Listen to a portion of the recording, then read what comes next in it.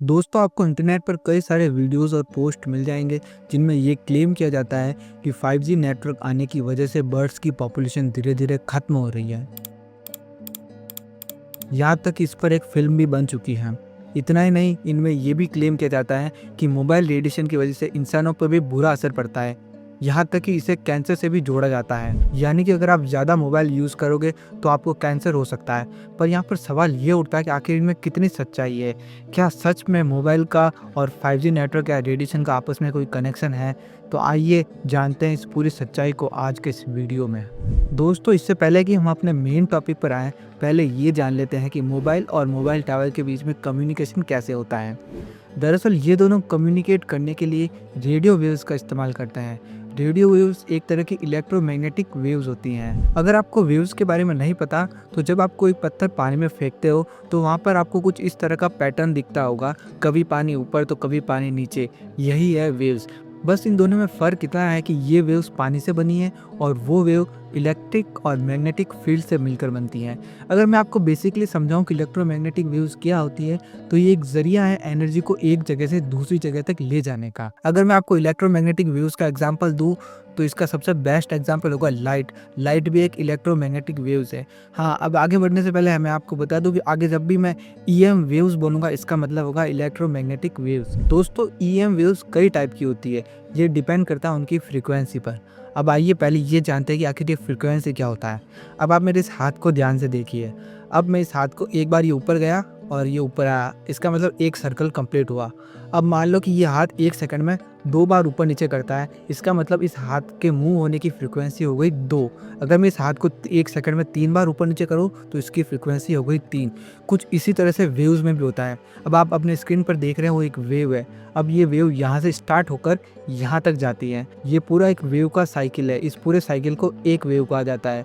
अब 1 सेकंड पर इस तरह के कितने साइकिल्स बनते हैं, उसी पर EM वेव्स डिपेंड करती है। मान लो 1 सेकंड में 10,000 वेव्स बन रहे हैं, तो उस EM वेव्स की फ्रीक्वेंसी हो जाएगी 10,000। तो अब आप समझ गए होंगे कि आखिर ये फ्रीक्वेंसी क्या होती है। तो इस तरह फ्रीक्वेंसी के आधार पर EM वेव्स को कई भागों में बांटा जाता है, जो आप अपनी स्क्रीन पर भी देख सकते हैं। इसे EM वेव स्पेक्ट्रम कहते हैं। ये देखने में काफ़ी कॉम्प्लेक्स लग रहा होगा, बट है नहीं। इसमें जैसे ही हम लेफ्ट से राइट जाते हैं, EM वेव्स की फ्रीक्वेंसी बढ़ती जाती हैं।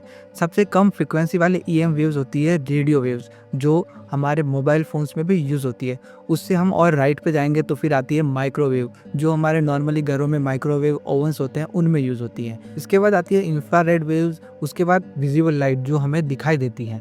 और अब तक EM वेव्स की फ्रीक्वेंसी काफ़ी बढ़ चुकी हैं। इसके आगे जितनी भी वेव्स है वो हम ह्यूमंस के लिए काफ़ी हार्मफुल है, जैसे कि अल्ट्रावायलेट रेज, एक्स रेज और गामा रेज।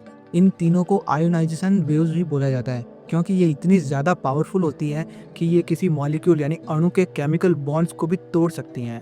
जैसे ही ये वेव्स ह्यूमंस के ऊपर पड़ती है, तो ये हमारी स्किन के अंदर जाकर DNA के बॉन्ड्स को भी तोड़ने लग जाती है, जिससे हमारी बॉडी में म्यूटेशन होने लगता है और इवेंचुअली ये चीज़ कैंसर का कारण बनती है। यानी कि आयोनाइजिंग वेव जिसमें अल्ट्रावायलेट रेज, एक्स रेज या गामा रेज आती हैं, हमारी या किसी भी जीव की बॉडी के लिए हार्मफुल होती हैं। वहीं नॉन आयोनाइजिंग वेव जिसमें रेडियो वेव्स, माइक्रोवेव्स, इंफ्रारेड और विजिबल लाइट आती हैं, इनका कोई खास इफेक्ट हमारी बॉडी पर नहीं पड़ता है। इनमें इंफ्रारेड और विजिबल लाइट तो हमारी बॉडी के अंदर एंटर ही नहीं कर पाती, और माइक्रोवेव भी कुछ हद तक एंटर नहीं कर पाती है। हाँ, रेडियो वेव्स किसी भी लिविंग बॉडी के आर पार जा सकती हैं। अब बात करते हैं कि क्या इन नॉन आयोनाइजिंग वेव्स का भी कोई साइड इफेक्ट होता है हमारी बॉडी पर। वैसे तो इनका कोई हार्मफुल इफेक्ट साइंटिफिकली अभी तक प्रूव नहीं हुआ है, बट हाँ, एक चीज़ है, अगर non ionising waves high intensity के साथ हमारी बॉडी पर एक जगह फोकस किया जाए तो स्किन बर्न हो सकता है, यानी कि स्किन जल सकती है।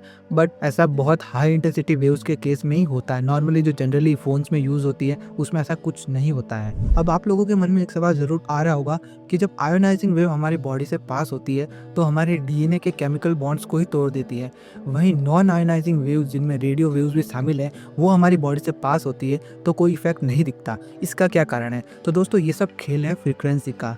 दरअसल जो आयोनाइजिंग वेव्स होती है उनकी फ्रीक्वेंसी काफ़ी ज़्यादा होती है और उनमें इतनी पावर होती है कि वो हमारे बॉन्ड्स को ही तोड़ सके।